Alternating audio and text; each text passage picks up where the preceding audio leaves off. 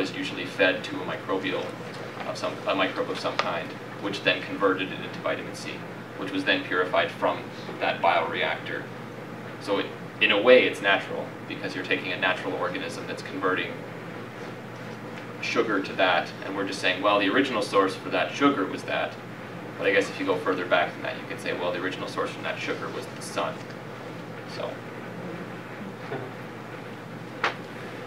So with nitric oxide, it's actually it's a neat signaling molecule. It's only been discovered probably 15, 20 years ago. And starting since then, pretty much every process that they've looked at in the human body is related to nitric oxide in some way. So these are a bunch of different, very specific examples. You have everything from gastric health to erectile dysfunction to cardiovascular function to the immune system. So nitric oxide is probably the world's simplest signaling molecule. It's a nitrogen and an oxygen stuck together. And what makes it really neat as a signaling molecule is it's actually a gas, but it's completely soluble in both water and oils, which allows it to to go between cells and to carry these signals in these short distances there, but with pretty much no barriers to it moving around. Now, the thing that makes nitric oxide really neat is that it's a highly unstable molecule, so it only actually exists for about 1 to 2 milliseconds. Then it collapses back to its lower energy form. And that's why it's actually used for this paracrine signaling I was mentioning earlier, so immediate vicinity. So it's only as far as it can diffuse in that 2 milliseconds that those are the cells that are actually affected. And as of now, we know that there's 2 ways to make it, but for the past probably ever since the beginning of nitric oxide research, there was only one primary way of making it, and that's the conversion of arginine to nitric oxide through this sort of pathway, combining arginine with oxygen to make citrulline and nitric oxide. And this is the main reason that a lot of weightlifters mostly, some other high-performance athletes like arginine supplements. It's because they think that it's helping them produce more nitric oxide, which is sort of correct, sort of not. So the problem with this enzymatic conversion pathway is that it requires high oxygen levels and a normal pH, because these enzymes are very sensitive to these conditions. So if you look at an exercise type situation, what are the 2 things that aren't really normal in your body? Well, there's not high oxygen levels, and your pH of your blood goes down. So really, during exercise, and during a lot of disease states as well, in a lot of disease states, this pathway doesn't really work very well. And that's why maybe if you're a weightlifter who's working on, single weight lifts, then maybe the arginine will help you with a little bit of nitric oxide production. However, if you're a marathon runner, the arginine is going to do absolutely nothing for you. So there is another nitric oxide pathway, and we'll take kind of a long way there. And this is the same route that the researchers took with this. And it started out in a completely unrelated fashion, starting with the fact that high intakes of vegetable and fruit, if you look at people's diets, gives you a lower incidence of all major diseases.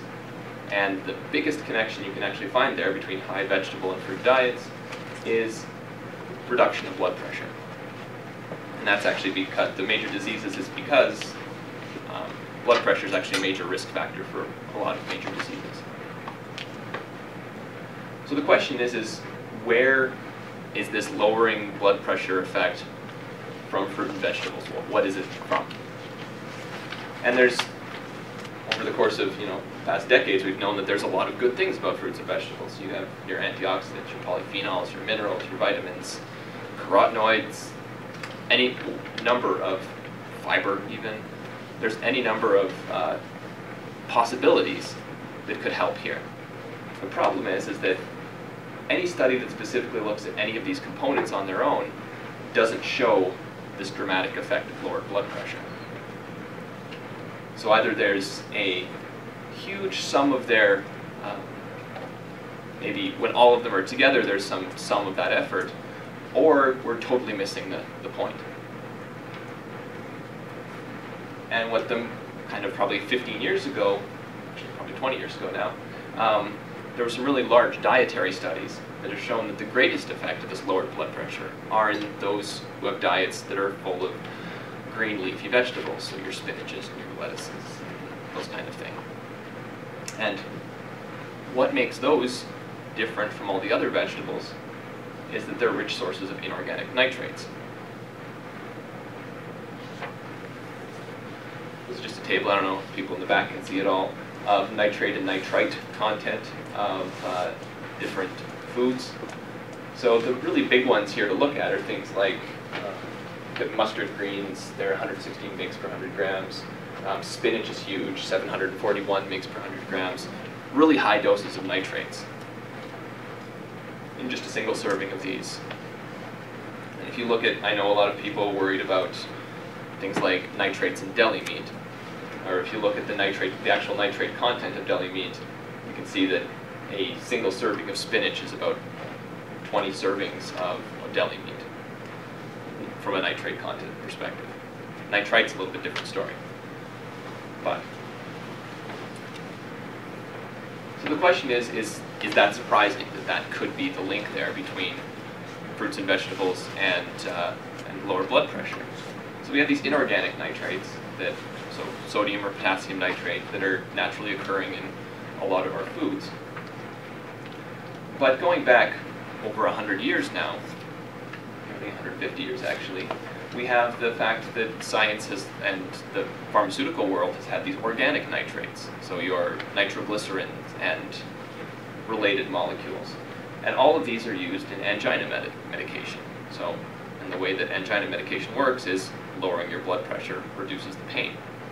So these organic nitrates are basically the original source of the pharmaceutical answer to the inorganic nitrates. I guess that gets kind of confusing for people who consider organic as part of a pesticide thing, but this is the chemistry way of looking at things. So the second pathway is known as the NOx 321 pathway, and it's essentially the conversion of nitrate to nitrite to nitric oxide. And the neat part about this is that at least this nitrite to nitric oxide part is completely enzyme independent. It occurs when it needs to occur, and it's a signaling thing. And this nitrate to nitrite is actually performed by bacteria in your body.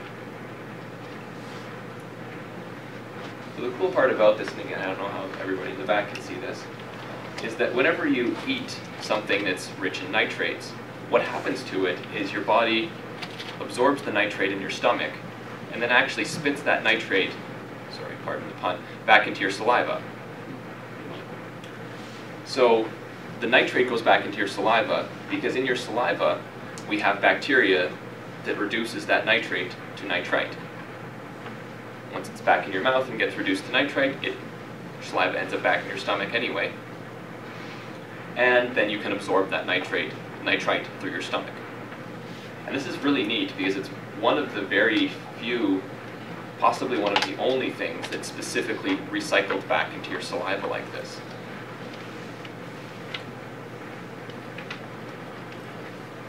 And so what you see happening is something along this line. If you dose somebody with nitrate at time 0 here in the blue line, your nitrate levels in your blood go up really high. And trailing behind them are your nitrite levels. But it's the trail in the nitrite levels that is responsible for this is a change in systolic blood pressure, or reduction in systolic blood pressure. So the change in the nitrite levels is what's responsible for the reduction in blood pressure. Because we can't specifically look at nitric oxide because it's just not stable enough for anybody to actually analyze. So we look at nitrite, which is very closely interchanged with it. You can see that effect lasts, like even the minimal end of effect lasts essentially a day from just a single dose of nitrate. So while this is kind of a new discovery in the modern medical world, it's not surprising to anybody involved in traditional Chinese medicine. So for over 2,000 years, inorganic nitrates have been used in treatments of cardiovascular conditions. in traditional Chinese medicine. It was actually used by the Western medicine, until the early 20th century, and disappeared after World War II, mostly because it was these inorganic nitrates were grouped in with the organic nitrates, so your nitroglycerins and things like that, which also were stopped using around the end of World War II for the most part due to tolerance issues, because organic nitrates have a huge problem with tolerance. If you take nitroglycerin for angina, it becomes less and less effective every single time you take it. However, you don't get that effect with inorganic nitrates.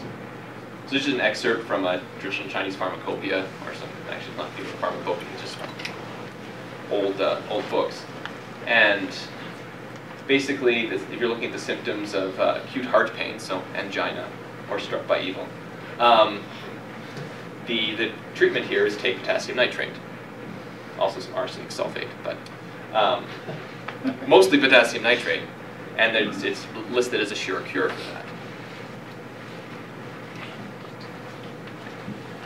So nitrates have really caught on in the Western world, medicine-wise, starting about 15 years ago.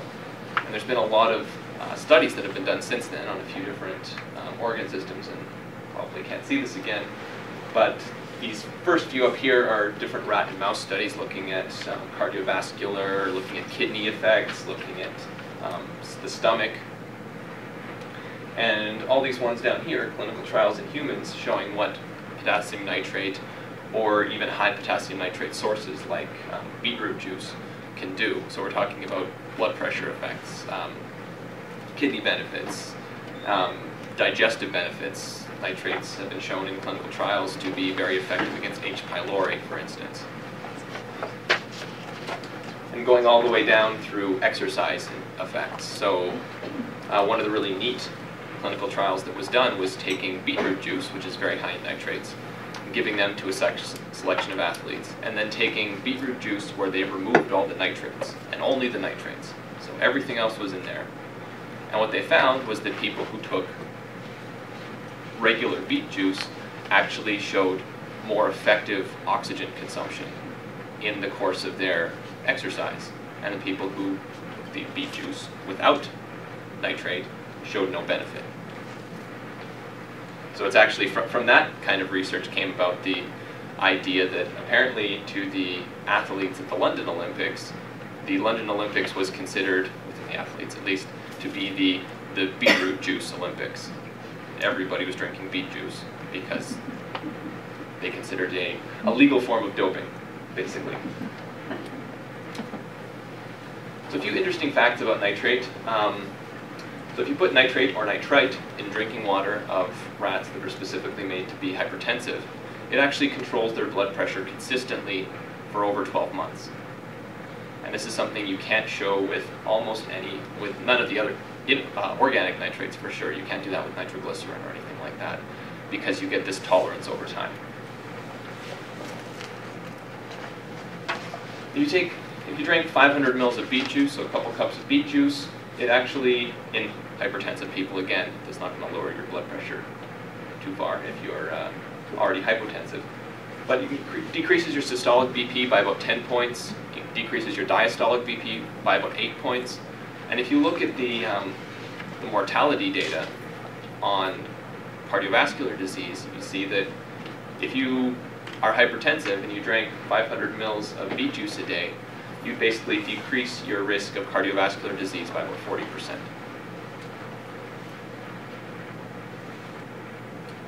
Another really cool part about it is it actually increases bioavailability and improves digestion, and this is because the nitrate has this effect of a reduced blood pressure, which increases your blood flow. And by increasing your blood flow to your GI tract, you can absorb your nutrients and supplements and everything like that better. And it also improves digestion because it gets more digestive juices flowing. One really neat thing that came out this year is that it actually saves lives of premature infants. So there's a condition called necrotizing enterocolitis, which a lot of premature infants get. It's about 1 in 14 premature infants. It's fatal in as many as 50% of cases. And scientists were having the hardest time figuring out what was actually causing it, because they found that breastfed babies were much less likely to get it than formula-fed infants. And they had looked at almost any component they could think of breast milk that would be preventing this, and they couldn't find anything. And what they found this year is that it's actually the fact that breast milk is very high in nitrate that actually prevents this from happening in breastfed infants.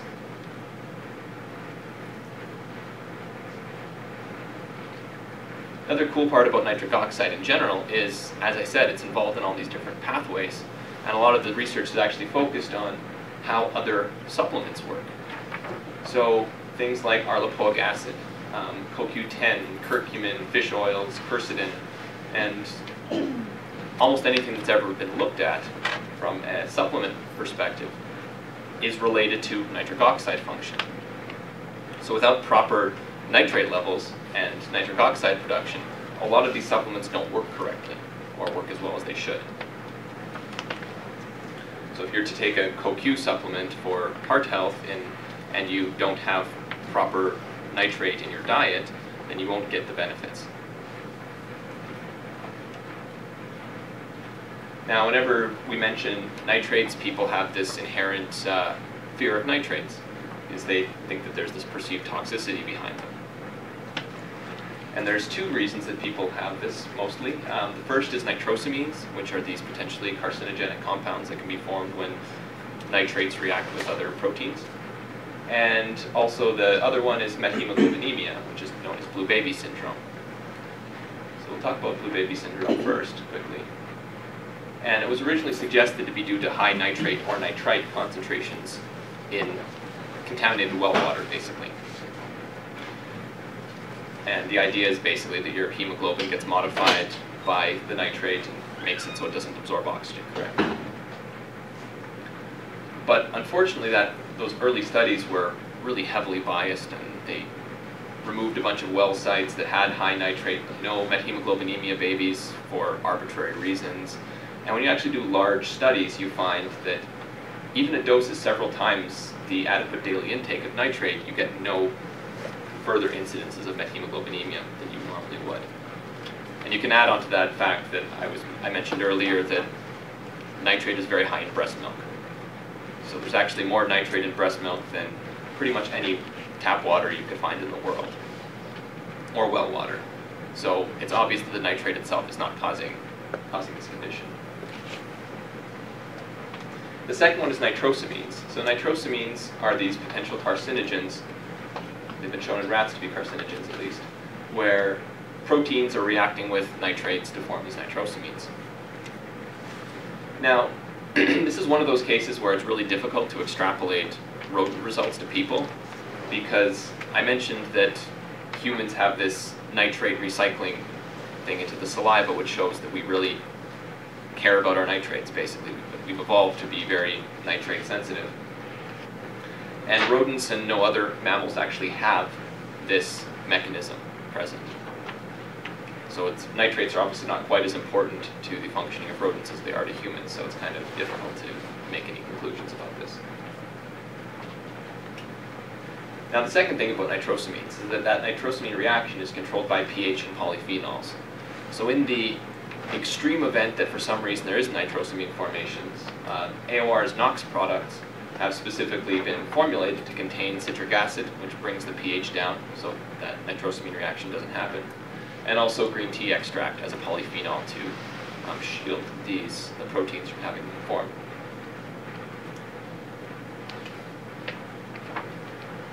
So on to toxicity. So the question of toxicity, I guess, still remains for some people. But the question is why would the human body concentrate something in saliva specifically that it thinks it's toxic?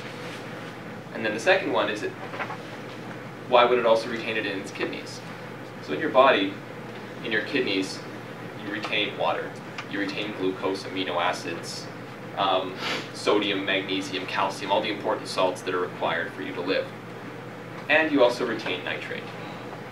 It's one of very few things outside of this list there. There's actually 2 or 3 more only things that the kidneys actually retain specifically when it comes to nutrients, and nitrate is one of them. So it's obviously an important part of our diet. And then further, the populations with highest dietary nitrate intake actually have the lowest in cases of cancer and all sorts of other major diseases, cardiovascular disease specifically. So if you look at different dietary intakes, you look at things like the DASH diet, which is the dietary approaches to stop hypertension. If you follow that diet, you get about 5 times the adequate daily intake of nitrates in your diet. If you follow a standard traditional Japanese diet, about 4.5 times that. If you have a single glass of beetroot juice, you're talking about 6 times the adequate daily intake. Even a single serving of lettuce, so 100 grams of lettuce, side salad, is about the same as an ADI, as the adequate daily intake. So conclusions about nitric oxide is that that nitrates and nitrites actually should be considered essential nutrients in the diet. They're retained by your kidneys, they're recycled through your saliva, and they're involved in nearly every single signaling pathway in your body. And that healthy diets really have the highest levels of nitrates in them. And as a side bonus from that, nitrates can actually increase the bioavailability and improve digestion. So I hear you guys have some of our NOx products now. The CardioNOx is coenzyme Q10 with nitric oxide. As I mentioned, CoQ10's effects on cardiovascular health are actually mediated through nitric oxide signaling, so it really makes sense to have them together. The antioxidant NOx has quercetin in it. Quercetin actually is really neat because when it comes to nitric oxide, because those two act synergistically with each other. Nitric oxide increases quercetin's efficacy and bioavailability, whereas quercetin increases nitric oxide levels as well. And then the Stamina Shot, which is our magnesium plus beetroot juice with nitrates in there. I guess the overall conclusions are that understanding how a supplement works is really successful, is really key to the successful use of that supplement. If you're taking a supplement that your system isn't prepared for and isn't ready to use, then you're not really getting a lot of benefit. If you take vitamin D for bone health, if you're not taking enough calcium, you don't get any benefit from that. And it's the same thing with nitric oxide, same thing with lipoic acid, same thing with CoQ10. All of these supplements, you need a properly prepared system in order to deal with the supplement correctly and get the best benefit from it. And yeah, that's pretty much it. So any questions? Yes? Are there any straight nitric oxide products on the market? Straight nitric oxide products? Mm-hmm. So you can't, well, once you get into pharmaceuticals, you don't really sell you don't sell nitric oxide ever, because nitric oxide is just not stable around oxygen in general. So taking AOR does have one that's mostly just the nitrates, but I guess you guys don't carry that. But really the idea here is what we're trying to push is that the nitrates themselves are just an easy addition to a supplement regime that you might already have. So there's a whole lot of people with cardiovascular disease who take CoQ10. So instead of taking your traditional CoQ10, you take a nitric oxide combination CoQ10, you kind of kill 2 birds with 1 stone. Yeah, the reason I asked the question was because I had a customer that came in and said, I showed her the AOR products. She said no, she just wanted nitric oxide. So now I have an answer for it. It's not stable. Yeah, there's one nitric oxide product on the market, pharmaceutical-wise, and it's a gas that they give to premature infants. But it's, yeah. that is the only nitric oxide product that's actually available at all. So, and the only reason you can store it like that is if you store pure nitric oxide on its own, it's relatively stable, but as soon as it's in contact with oxygen, it gets destroyed. So just if I can actually say on this note, I get 2 names, so everybody gonna get CardioNOx, and today please help yourself to the Stamina Shot, so it's good for the day. So give an extra boost for the day. Thank you. Any more questions? I have something in there somewhere. So when they're adding nitrates and nitrites to cattle, that should increase yield. You know, and I think that's when most people are afraid of taking Well, Is it added- most of the nitrates are used. Nitrite is a very powerful preservative. So, actually, the reason that excuse me, AOR in their gastro relief. So gastro relief from AOR has potassium nitrate in it. The whole point of that is there's a lot of research that shows that potassium nitrate has a very powerful antimicrobial effect against H. pylori, and it increases the blood flow to the stomach. So the reason that it actually, and that's because it forms nitrite in the stomach after it goes through the saliva. So that's actually the same reason it's used in things like deli meat. It's used as a preservative because it's really one of the best preservatives at making sure that you kill botulism. So really most of the reason that people don't like nitrates and nitrites is through this correlation that people have seen that high consumption of preserved meats is linked to cardiovascular disease and things like that. However, it kind of ignores the point that maybe the reason why there's a high link to that because there's other issues with deli meat. Yeah. Maybe it's because you have deli meat instead of cooking your own food. Maybe it's because you have higher fat or higher salt or any number of the other possible reasons have been mostly ignored, and people have focused on the nitrate. Which again, the amount you get from deli meat you can get through a leaf of spinach. Yeah. And I haven't seen spinach kill anybody recently. I was wondering if you could address why AOR is, I understand why AOR is more expensive than most products most of the time, but sometimes, there's a comparable product where the dose is the same, the form seems to be the same. I might not be correct on that.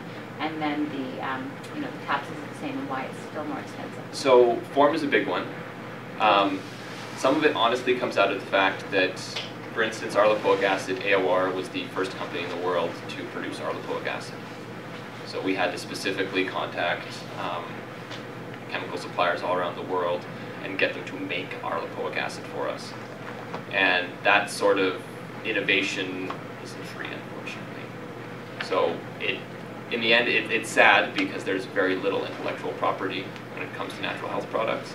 So if we spend 2 or 3 years and a lot of manpower bringing a product to market, and then somebody else who has a single production line and has a single production worker and gets them to spit out capsules as fast as they can and takes a significantly lower margin in the process because they're not paying for all the research, they're going to be able to undercut us on price.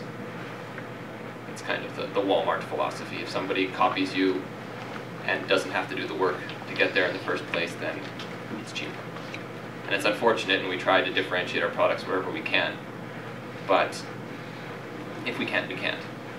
So really that's where a lot of the price differential comes from, is we have 5 PhDs on staff, we've got a few master's degrees on staff. Our R&D unit is probably 10 out, probably 1 out of 7 employees is R&D at AOR, and that's where the money goes. So they're bringing these new things to market. So. If I may add to it, help me out, George, too, but I was even, when I was in the office, which I'm not there as often, I'm more on the road, but I was there actually witnessing that the raw material would come to the warehouse, and sometimes it would not meet our criteria of AOR criteria, it's being sent back. And don't forget, somebody else buys the same product. Oh, and yeah, and for sure, we have high standards when it comes to our materials and everything like that. I don't like to bring that up because I don't know what other people's standards are. So I know for instance, there's a lot of issues. There's been a lot of recalls recently. I don't know if you guys were part of the chloramphenicol-based recall. Those are things we cover in our testing. So, well, I'm not going to say we're never going to be able to recall because sometimes bad things happen, but I think we have a very rigid and strong quality control presence that's in there. And again, when it comes to even ingredients that are listed as the same ingredient, sometimes they're not, and some companies don't do their due diligence to figure that out. So if I buy an lipoic acid supplement from a supplier in China, and I don't assay it myself to make sure that it's arlipoic acid and to make sure it's 95%.